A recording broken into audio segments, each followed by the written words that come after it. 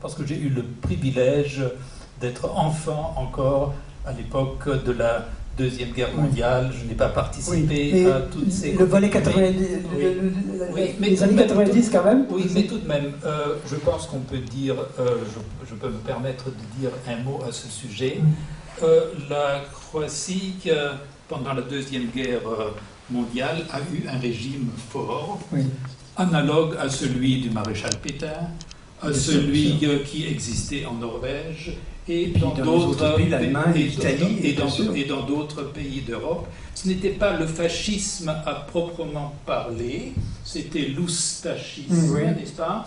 Oustacha veut dire révolté, insurgé à proprement parler, n'est-ce pas?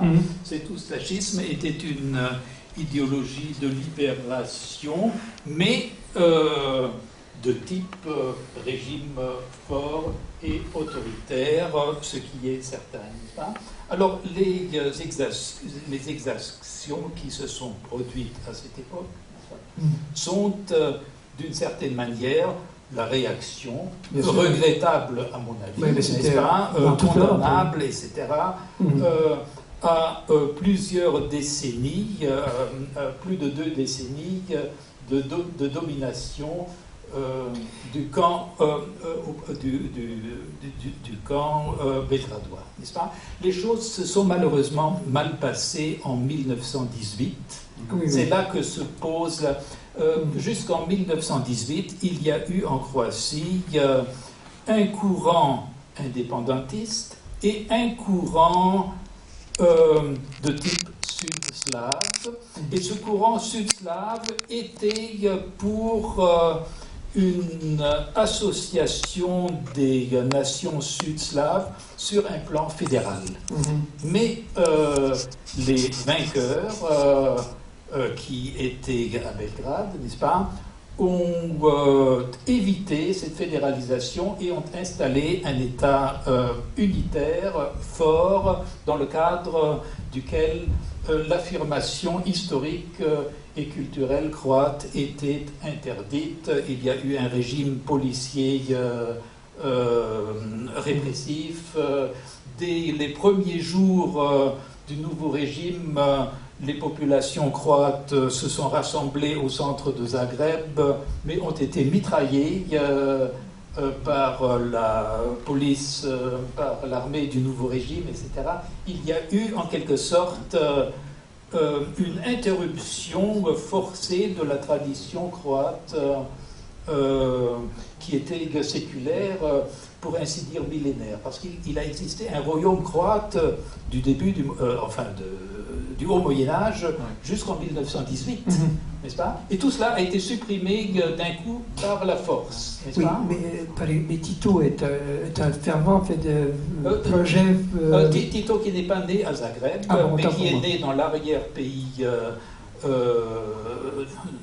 qu'on dit le Zagorje croate, n'est-ce pas, était de père croate et de mère slovène, mais lui-même était complètement anational, comme on l'est souvent lorsqu'on est communiste, n'est-ce pas? Ce qui l'intéressait, c'était essentiellement le pouvoir.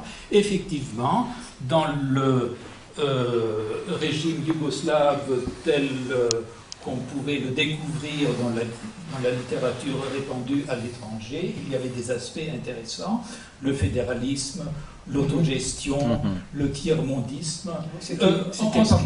En ce qui me concerne, je suis un exilé. J'ai vécu loin de tout cela à partir de ma 5e année, n'est-ce pas, à la fin de l'année 1945, j'étais déjà exilé, si bien que j'ai vécu tout cela de l'extérieur. Et je ne savais pas grand-chose. Lorsque j'ai commencé à lire la littérature universitaire sur la Yougoslavie, j'étais assez fasciné par tout cela. Et peu à peu, j'ai découvert que, à côté du fédéralisme proclamé, il y avait ce que l'on appelait le centralisme démocratique, la fraternité et l'unité, etc. Donc, parallèlement aux structures fédérales, il y avait des structures centralisatrices qui étaient inhérentes au parti unique, et tout ce qui était fédéral était immédiatement contrarié par cette tendance centraliste. Ce qui a obligé beaucoup de Croates à émigrer pour des raisons politiques, pour des raisons économiques, parce que le pays était exploité, n'est-ce pas? L'argent des ouvriers immigrés allait dans la banque centrale de Belgrade et n'atteignait pas la Croatie elle-même, n'est-ce pas? Les familles ne recevaient que des dinars et non pas des marques ou des dollars, etc. Et donc, tous les postes essentiels dans l'armée, dans la banque, dans l'administration, dans la diplomatie, etc., étaient occupés toujours par la même nation, etc., si bien que c'est devenu intolérable. Il y a eu un mouvement du printemps croate pour changer les choses. 71 ? Oui, voilà. Ça a été réprimé par la force, etc. Si bien il n'y a pas eu d'autre solution que la dissociation. Voilà. Très bien. Vous voulez réagir? Oui, juste pour... Mais je peux dire que je suis la dernière génération de la Yougoslavie. Ça veut dire qu'à 18, j'avais 17 ans, 18 ans, quand la guerre a commencé, quand la Yougoslavie a fini.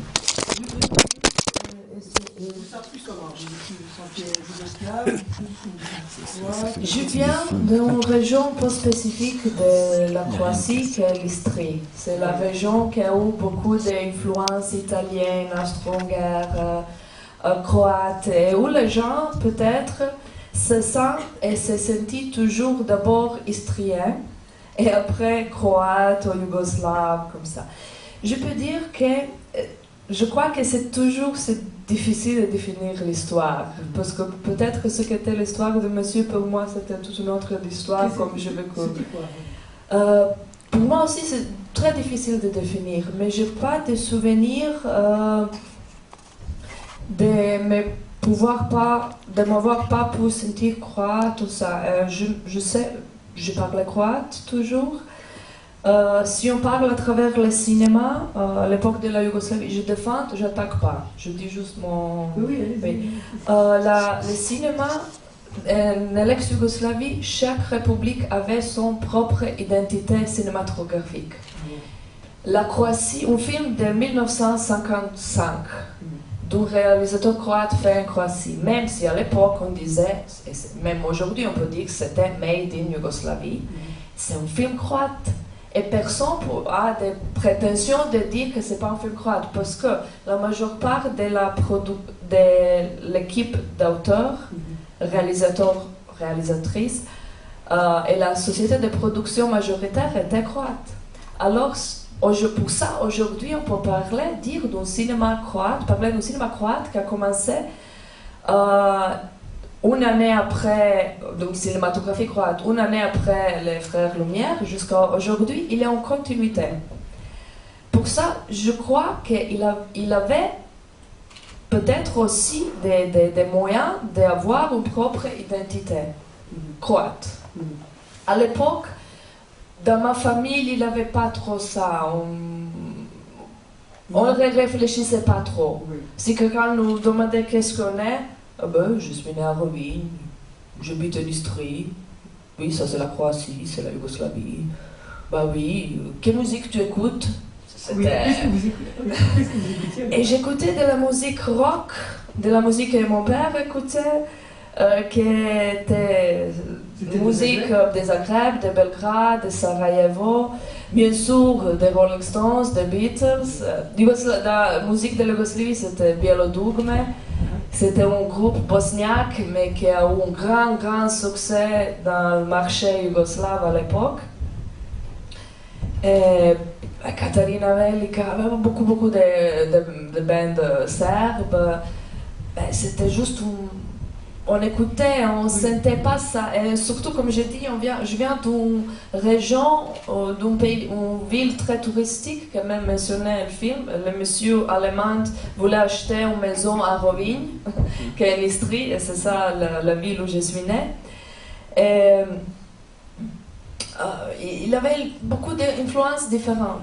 Oui. Alors peut-être que mon histoire c'est un peu, même si je respecte toutes les personnes qui ne se sont pas senties bien dans ce qu'était la Yougoslavie, que c'est sûr qu'il n'avait pas toutes les libertés qu'on a aujourd'hui, mais on avait, je crois, de la justice sociale, plus de justice sociale qu'on a aujourd'hui dans la Croatie libre, dans la Croatie capitaliste, dans la Croatie où tous les biens croates locaux sont pas à nous, sont été vendus à des corporations, où nous, les Croates, la majeure part des Croates, est juste des consommateurs et presque d'esclaves.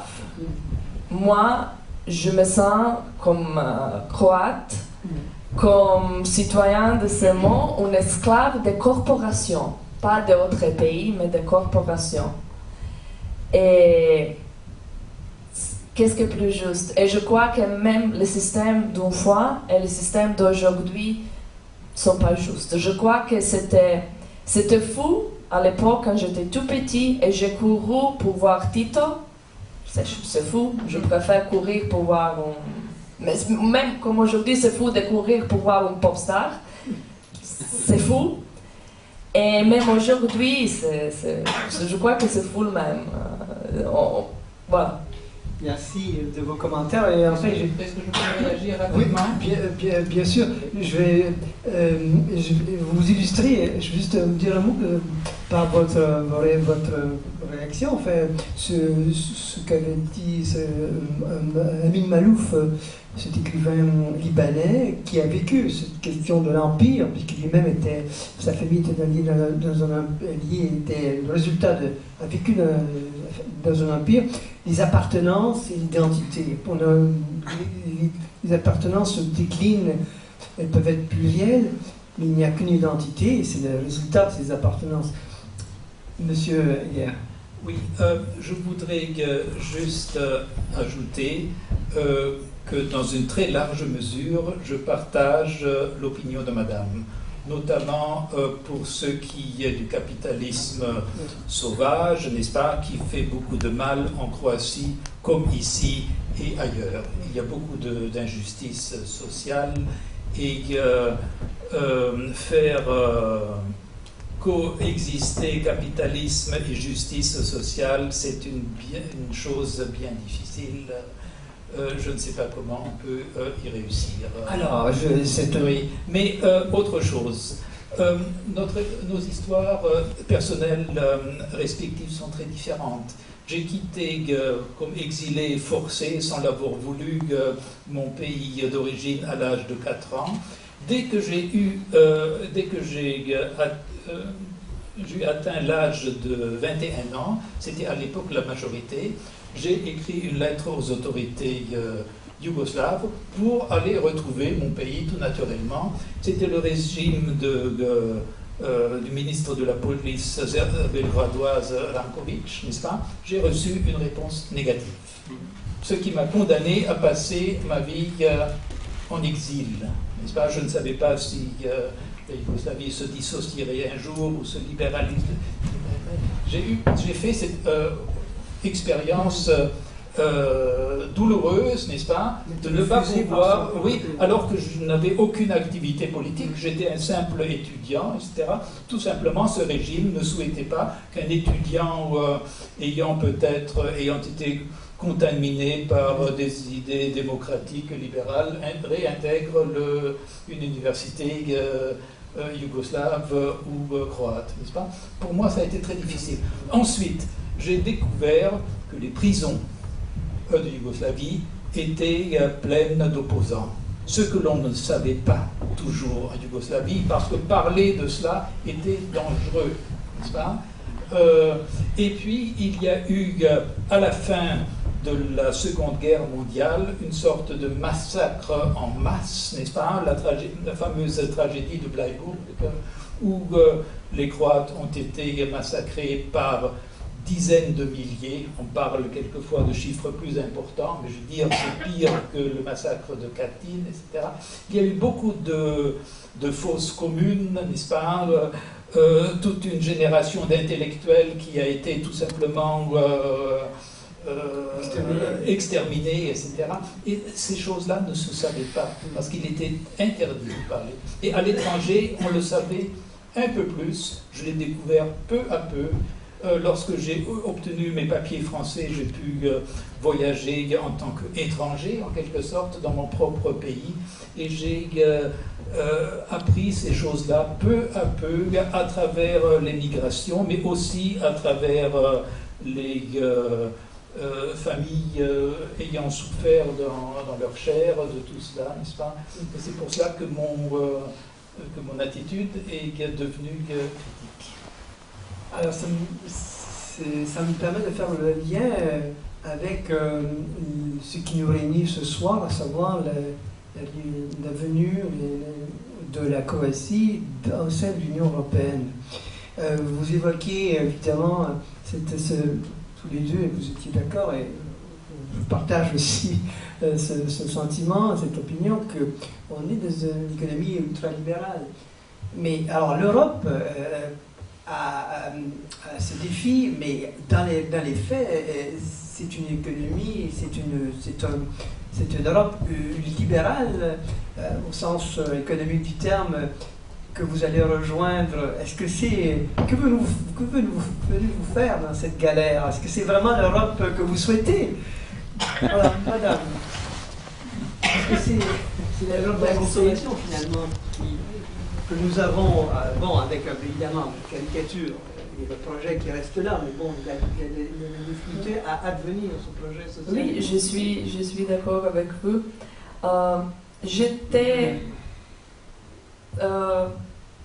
Il faut juste dire que les 2 dernières années d'où j'habite en France, avant j'ai habité la plupart de ma vie en Croatie, sauf une période où j'habitais en Italie pour mes études. Alors pour moi, je suis déjà dans une Europe. D'autre part, je me sens européen. Je trouve ça naturel que la Croatie joigne l'ensemble des pays qui sont aujourd'hui l'Union européenne. Quand je pense que ça n'a pas de sens parce que l'Europe qu'on voit aujourd'hui, ce n'est pas l'Europe qu'on souhaite. Ce qui me donne un peu d'espoir, c'est voir tous les gens en Europe qui sont sur la rue et en Croatie ne sont pas dans la rue. Alors, ça me donne d'espoir que c'est bien entrer dans l'Europe, parce que ça veut dire peut-être que les Croates iront plus facilement sur la rue. À manifester, vous voulez dire? Oui, bien sûr. Très bien. Et vous, monsieur Heger? Alors, en ce qui concerne l'Europe, je voudrais d'abord dire que je suis profondément européen par la culture, aussi du fait que je suis né croate, que j'ai été en exil, que j'ai assimilé plusieurs autres cultures européennes, anciennes et modernes, culture grecque, latine, et puis d'autres cultures, d'autres pays où j'ai vécu. Après mon doctorat en philosophie, j'ai fait des études européennes à Strasbourg. Pendant 1 an, j'ai complété un petit peu et j'allais entrer comme stagiaire au Conseil de l'Europe par conviction, en quelque sorte, au moment où une université m'a appelé pour enseigner la spécialité que j'avais traitée dans ma thèse de doctorat, à savoir la littérature française du Moyen-Âge. Et puis je suis resté à l'université au lieu de devenir administrateur européen. Cela dit, en ce qui concerne l'adhésion de la Croatie à l'Europe au référendum, nous avons ici les observateurs de l'ambassade qui nous écoutent, mais je suis un vieil homme, je n'ai rien à cacher. Au référendum, j'ai voté non. Mon épouse, je suis français par naturalisation et croate par mes origines, ma femme est française de naissance et croate par naturalisation, il a voté oui. J'ai voté non. Pourquoi? À cause d'une certaine réserve. Néanmoins, en dépit de mes convictions européennes profondes, la Croatie est entrée dans la Yougoslavie en 1918, de manière quelque peu forcée, et cela a eu des conséquences catastrophiques. La Première Guerre mondiale, déclenchée par Sarajevo, c'est tout de même une histoire serbo-croate, croato-serbe, n'est-ce pas? L'assassinat du prince héritier François Ferdinand, il était également successeur du roi de Croatie qui siégeait à Vienne. N'est-ce pas? C'était un de ses titres, roi de Croatie, Dalmatie, Slavonie, n'est-ce pas?